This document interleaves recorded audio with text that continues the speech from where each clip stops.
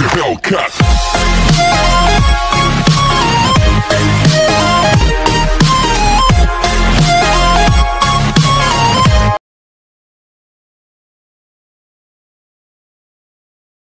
Ada komen hari ni kita nak tengokkan tentang sleep paralysis ataupun orang kita duk panggil kena tindih. Apa benda yang jadi sebenarnya? Waktu kita baru bangun tidur, kita rasa badan kita tak nak bergerak, kita rasa macam ada benda tengah tindih kita. Kita duk salahkan hantu, duk salahkan jin. Sebenarnya betul ke dia salah? Kita tengokkan penyebab utama dia. First, fahamkan dulu, bila kita tidur, mesti kita bermimpi. Bila kita bermimpi, dalam mimpi macam-macam jadi. Kita duk lawan naga lah, kita duk lawan harimau lah, macam-macam. Sebabkan itu, otak dia fikir macam, kita kena lockkan dia sebab takut dia bergerak waktu tidur. Dia keluarkan satu neurotransmitter, bahan dekat otak yang digunakan untuk memastikan otot-otot tak dapat bergerak, tak ikut apa yang kita buat dalam mimpi lah.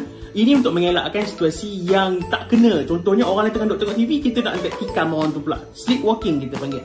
Tapi waktu tengah kena lock ni, kita terbangun, kita rasalah macam ada orang tekan kita. Ini adalah pandangan dari segi sudut sains tanpa menidakkan kewujudan alam gaib. Sebab dia memang komen hari ni kita nak tengokkan macam mana jantina diwariskan dalam manusia. Lelaki ada 44XY, perempuan 44XX. Lelaki dengan perempuan ni kena buat meiosis. Untuk perempuan ovum lah. Dan dia boleh buat meiosis, dia bahagi separuh pun. 44 bagi separuh dapat 22. XX bagi separuh dapatlah sebelah ni X. Bahagian ni pula dapat 22X yang selebihnya. Sperma ni 44 dia 22. X dapat X, 1 dapat Y. Kena buatkan persenyawaan. Maksudnya kena gabungkanlah ovum dengan sperma ni. Ovum pertama gabung dengan sperma pertama, dapatlah anak perempuan. Ovum kedua ni gabung dengan sperma pertama. Maksudnya sperma ni try masuk ovum yang kedua ni pula, dapat juga perempuan dekat sini. Ovum pertama gabung dengan sperma kedua, kita dapat X daripada perempuan, Y daripada sperma tadi. And seterusnya juga kita dapat macam ni. Jadi kalau kamu perasan dekat sini, lalahnya dia akan jadi 50% peluang untuk dapat anak perempuan, 50% peluang untuk dapat anak lelaki. Atau komen hari ni saya nak perkenalkan ikan yang agak pelik dekat laut tu, dipanggil sebagai ikan mola-mola. Tengoklah cara dia berenang, dia macam separuh ikan tengah berenang kan. And mola mola dalam bahasa Korea maksudnya tak tahu. Maksudnya ikan ni nama dia tak tahu. Dalam muka macam tu. Tapi ikan ni boleh jadi besar tau. Tengok tu saiz manusia dengan saiz ikan tu. Kau beza dia. Best ikan ni, pelik ikan ni. Kalau ramai yang berminat, nanti saya explainkan lebih lagi pasal ikan ni. Atau komen, nama binatang ni adalah karakal. Dia macam kucing. Dan ni adalah gambar baby dia orang. Comel kan? Lagi comel bunyi dia orang. Yes, really. Ini adalah bunyi dia. Macam laser kan? Ingat ni cerita Star Wars. Hey. Anda kamu pernah tengok kuda rock beranak tak? Kita panggil dia kuda. Tapi sebenarnya dia adalah satu keluarga dengan ikan. And ikan dia tak mengandung, ikan dia bertelur.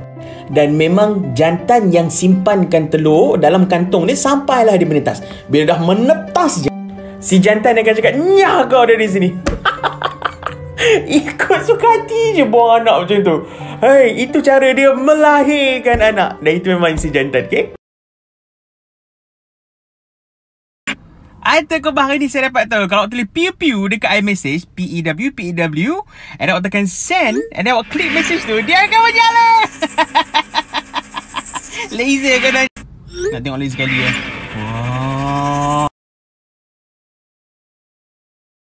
Atau kau pernah tengok gajah beranak?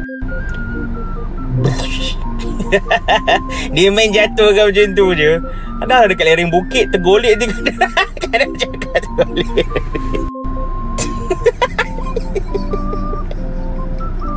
Tapi jangan risau sebab gajah akan hidup berkumpulan. Jadinya kawan-kawan mak dia akan datang tengokkan bayi tu okey ke tidak, tengokkan mak tu okey ke tidak. Gajah ni is a very social animal and they have a very good structure socially. Everything's going to be okay. Atau kau pernah tahu tak kenapa penguin warna dia macam tu? Depan dia warna putih, belakang warna hitam. Genius sebenarnya. Belakang dia warna hitam untuk tujuan camouflage. Daripada atas, penguin akan blend in dengan warna air. Dan kalau daripada bawah pula, penguin akan blend in dengan warna cahaya dekat atas. Jadi binatang yang duduk terkedek-kedek jalan ni sebenarnya dengan warna dia tu, dia dapat menyurut daripada pemangsa dia dan dia juga dapat memburu ikan dengan senang.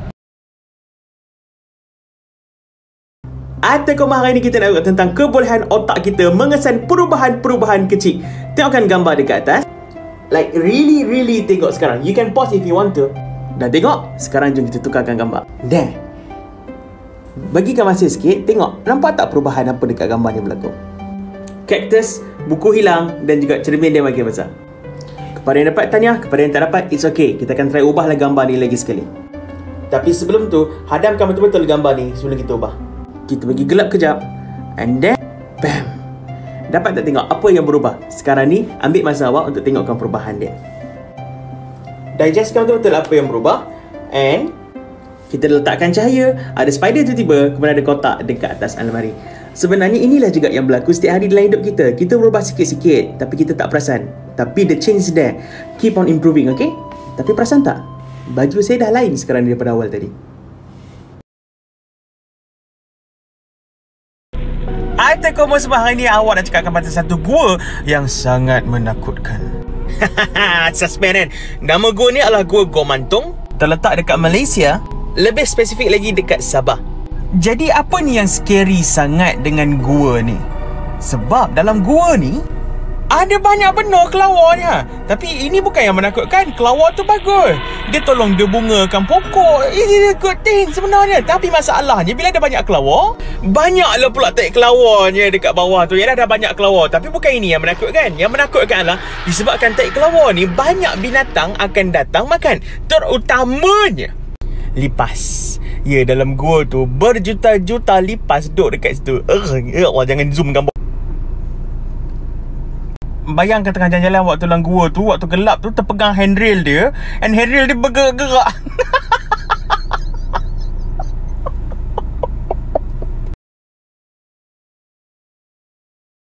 Artikel hari ni kita nak cakap pasal geletek. Yalah, kadang-kadang kita tengah down tu kita rasa nak gelak agak. Jadi tu pun nak try geletek diri sendiri ke apa ke macam. Tak maunya, tak bolehnya. Tapi ada satu tempat kita boleh geletek diri sendiri. Kat mana tu? Dekat lelangit kita. Oh my god, look at this. Okay, dekat sini lelangit ni ada bahagian yang keras, sini ada bahagian yang lembut kan. Kalau awak gunakan lidah awak kena kat bahagian lembut tu, awak akan tergeli sendiri. Try.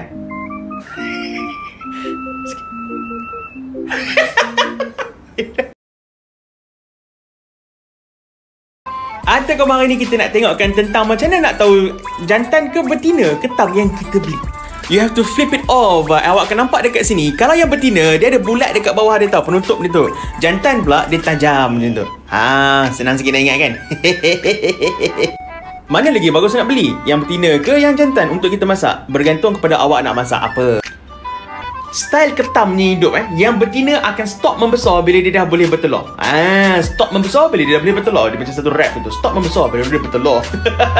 Tetapi yang jantan pula dia akan membesar sampai ke sudah. Jadi yang jantan lebih banyak daging, tapi yang betina kemungkinan akan ada telur. So awak boleh pilih mana tahu nak telur ke ataupun nak banyak akan dagingnya. Gitu. Artikel hari ni kita nak cakapkan tentang harimau. Scary kan harimau kan? Tapi tahu tak harimau ni sebenarnya dia ada satu lagi mode above yang boleh kata the second level of extra scary mode. Cukup lagi ke dengan taringnya, dengan bulunya dah lah kuat. Apa tu kita nak scary macam mana lah?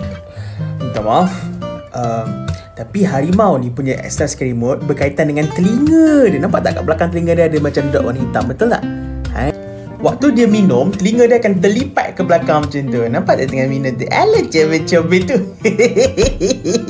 Cuma kalau awak kenyitkan sikit mata, kecilkan sikit mata, sepetkan sikit mata, dua dot ni tadi akan jadi macam mata. It is a very large face. Nampak tak macam binatang dia sikit. Digunakan untuk menakutkan any potential binatang yang nak kacau dia waktu dia tengah minum.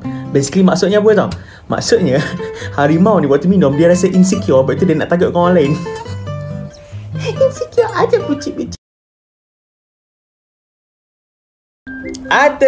Semua orang tahu kot rasanya ikan paus dia akan keluarkan air ikut atas kan.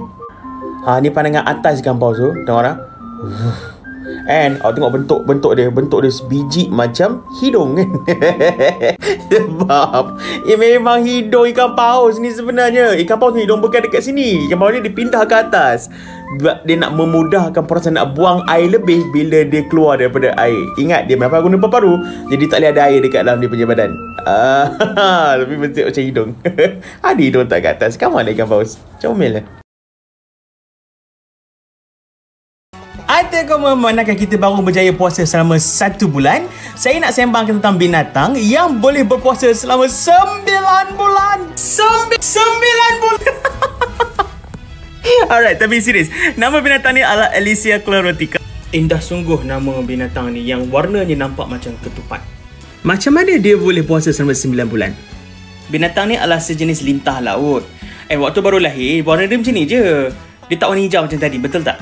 Dia membesar dengan makan rumpai, and sambil dia makan rumpai, dia juga duk curi kloroplast, bahan yang pokok gunakan untuk buat fotosintesis. Semakin dia besar, dia jadi makin warna hijau. Basically, dia duk curi kebolehan pokok untuk buat makanan menggunakan cahaya matahari. Bila dia dah besar, dia dah jadi warna hijau macam ni, maksudnya dia dah boleh buat makanan sendiri menggunakan cahaya matahari. Dah tak perlu makan dah. Bayangkan kalau kita boleh buat macam tu. Best tu. Lapar je pergi kat padang mana. Kenyang.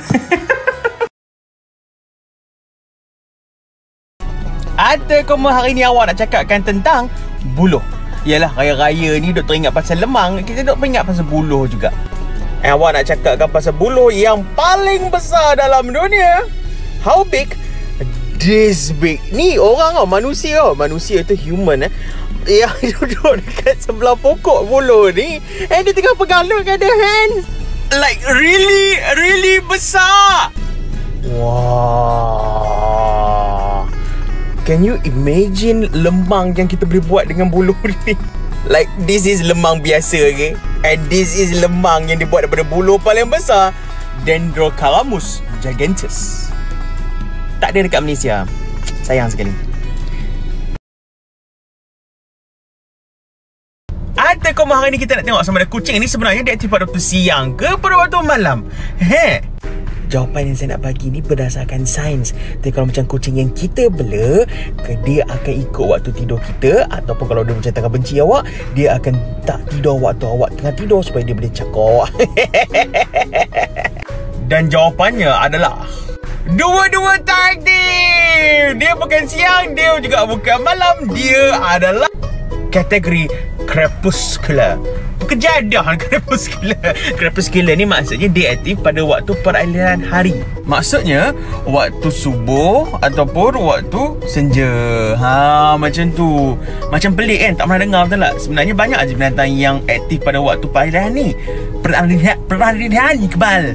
Antara contoh yang popular adalah kunang-kunang ataupun fireflies. Sebab tu kalau kita nak pergi tengok kunang-kunang ataupun fireflies, kita kena pergi pada awal malam. Ada koma hari ni kita nak tengokkan sama ada ikan tidur ke tidak sebenarnya. Surprisingly, soalannya agak susah nak jawab sebab ikan punya tidur bukan macam kita punya tidur. Why? Ikan basically dia tak ada kelopak mata. Jadi dia nak pejam mata memang tak boleh sebenarnya. Bayangkan kalau manusia tidur tak boleh pejam mata. Macam ni lah. Jadi yes, ikan tidur tapi dia tidur dalam keadaan yang mata dia terbeliak and dia dalam keadaan yang tidak aktif. Macam ni nak elakkan pula daripada dia terhanyut sebab dia tidur dalam air, betul tak? Ikan-ikan selalunya akan tidur kat tempat yang kurang arus, dekat bawah-bawah ke, dekat celah-celah batu karang ke, ataupun some fish di celah-celah rumpai. And even some dekat celah-celah batu. Ini bukan dia kena makan dengan batu tu tau. Tak, ini bukan kes batu belah batu bertangkap. Alright, itu cara ikan tidur. Atau kau tengokkan video penguin berjalan ni, hanya comelnya tu. Dia macam tak ada lutut tak? Tapi sebenarnya penguin ni ada ke tidak lutut? Untuk menjawab persoalan ni, awak dengan gigi jangan lukiskan gambar kat sini. Tengokkan kaki dia masuk dalam badan. Mana lutut dia? Kalau kita x-raykan gambar penguin, lutut dia sebenarnya ada dekat dalam badan. Sebab tu dia tak dapat nak bengkokkan dia punya lutut. Jadi ni dia terpaksa lah jalan macam ni, terkirik-kirik. Tapi jangan pandang rendah kat penguin. Dekat darat dia macam ni, dalam air, puff, dia macam terbang. Kau cantik, majestic. Tengok nak penguin ni. dengan pantas. Tempat sebenar penguin ni adalah dalam air. Sebab kalau macam dekat darat, macam kelakar dengan tak ada lutut nak mengikut jalan semua macam tu. Tapi dekat dalam air, graceful. Penguin. Ataupun hari ni kita nak ajarkan tentang cara nak ingat bilangan-bilangan tulang belakang. Kita ada tulang belakang ada satu je, tapi ada 5 jenis. Cervix yang dekat tengkuk. Nampak tak? Awak ada tengok tengkuk sini. Ni ada. Boba nampak je ke ada tengkuk? Adalah. Okay, kita move on dengan tengkuk tu. Cervix dekat tengkuk, thoracic dekat dada, lumbar dekat kita punya perut, sacrum dengan coccyx bercantum semua dekat kita punya pinggang. Jadi cara nak ingat dia adalah, ini adalah breakfast, lunch pukul 12.30 hari, minum petang pukul 5, kemudian makan malam pukul 9. There you go. And yang penting ingat, Iqbal ada tengkuk. Ataupun hari ni kita nak tengokkan tentang kenapa jari kita mengecut bila kita masuk lama sangat dalam air.